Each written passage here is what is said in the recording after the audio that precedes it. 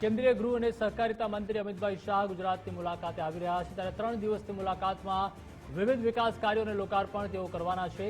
5 થી લઈને 7 ડિસેમ્બર 2025 સુધી વિવિધ લોકાર્પણ કાર્યક્રમો તેઓના દ્વારા કરવામાં આવશે। ગાંધીનગર, અમદાવાદ અને બનાસકાંઠામાં પણ કાર્યક્રમો યોજાશે। ગુજરાતમાં વિવિધ લોકાર્પણ કાર્યક્રમોમાં તેઓ હાજરી આપશે। 5 ડિસેમ્બરે ગાંધીનગરમાં કોર્પોરેશનના વિવિધ લોકાર્પણ કાર્યક્રમો રહેશે। કોર્પોરેશન સંચાલિત તળાવ અને બગીચાઓનું પણ ઉદ્ઘાટન કરવામાં આવશે।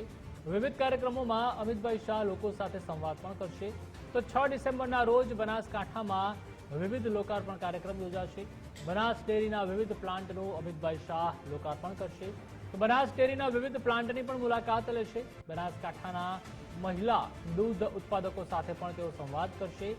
7 ડિસેમ્બરના રોજ અમદાવાદીઓને પણ આપશે વિકાસની ભેટ, જેમાં કેન્દ્રીય ગૃહમંત્રી અમદાવાદમાં કરશે વિવિધ લોકાર્પણ। થલતેજમાં 861 ઈડબ્લ્યુએસ આવાસનું અમિતભાઈ શાહના હસ્તે લોકાર્પણ થશે।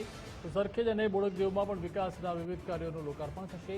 તો ગોતામાં મિની સ્પોર્ટ્સ કોમ્પ્લેક્સનું અમિત શાહ દ્વારા લોકાર્પણ થશે। તો સાઉથ બોપલમાં ઓક્સિજન પાર્કનું લોકાર્પણ કરવામાં આવશે।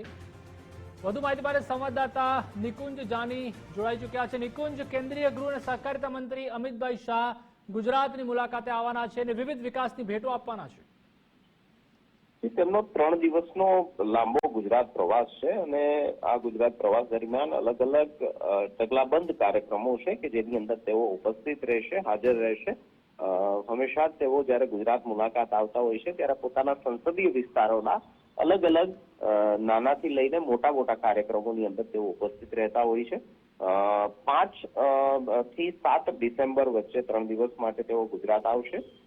ગાંધીનગર, અમદાવાદ અને બનાસકાંઠાના અલગ અલગ કાર્યક્રમોમાં તેઓ હાજરી આપશે।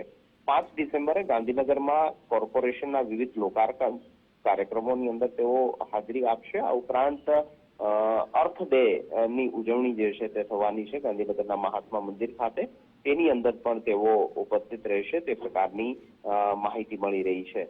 6 ડિસેમ્બરના રોજ બનાસકાંઠાના વિવિધ વિકાસ કામોની અંદર તેઓ ભાગ લેશે। બનાસ ડેરીના વિવિધ પ્લાન્ટનું અમિત શાહના હસ્તે લોકાર્પણ થશે। આ ઉપરાંત મહિલા દૂધ ઉત્પાદક સંઘ સાથે પણ કેન્દ્રીય ગૃહ અને સહકાર મંત્રી અમિત શાહ સંવાદ કરશે તે પ્રકારની માહિતી મળી રહી છે। 7 ડિસેમ્બરના રોજ તેઓ અમદાવાદને પણ અલગ અલગ વિકાસ કામોની ભેટ આપશે, જેમાં થલતેજ ખાતેનો તેમનો કાર્યક્રમ છે, સરખેજ, બોડકદેવ ખાતેનો તેમનો કાર્યક્રમ છે, ગોતામાં મિની સ્પોર્ટ્સ કોમ્પ્લેક્સ બનાવવામાં આવ્યું છે, જેમાં પણ કેન્દ્રીય ગૃહ અને સહકાર મંત્રી અમિત શાહ જે છે તે ઉપસ્થિત રહેવાના છે। આભાર નિકુંજ, માહિતી બદલ।